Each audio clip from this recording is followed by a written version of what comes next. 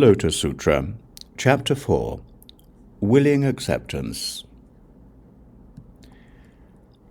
Now there is someone to whom I can leave my fortune and treasures. I have been constantly thinking about my son, but had no way to meet him, and now suddenly he has come. This is exactly what I wanted. Although I am old, I still yearn for him. The man immediately dispatched his attendants to chase his son and bring him back. Then the attendants quickly ran and overtook him. The impoverished son was frightened and cried out in fear, "I did nothing wrong. Why are you seizing me?" The attendants grabbed him more firmly and forced him to return. Then the impoverished son thought, "They have seized me. Even though I have done nothing wrong, I shall certainly be killed." He was so terrified that he collapsed unconscious on the ground. His father, seeing this from a distance, told the attendants, "I don't need him. Don't force him to come. Pour cold water on his face and bring him to consciousness. Don't say anything more to him." What was the reason for this?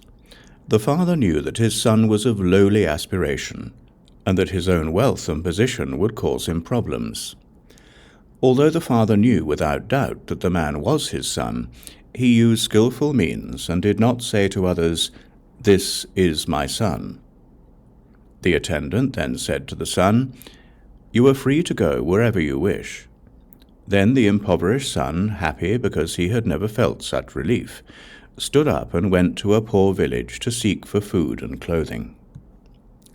At that time, wanting to get his son back, the wealthy man employed skillful means and secretly dispatched 2 attendants of wretched and humble appearance. He said to them, "Approach the impoverished fellow and gently tell him that there is a place for him to work where he will be paid double. If he gives his assent, then bring him back to work. If he asks you what kind of work there is for him to do, tell him that he will be employed to sweep dung, and that both of you will work with him."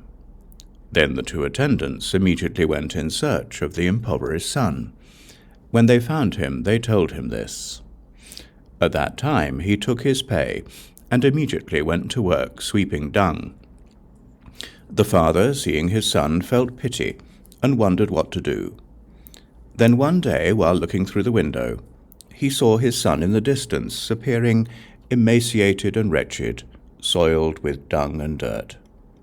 The father took off his necklaces, fine garments and ornaments, and put on torn, filthy clothes. Covering himself with dirt and taking a dung sweeper in his right hand, he made himself look fearsome. He said to his workers, "Work hard and don't be lazy."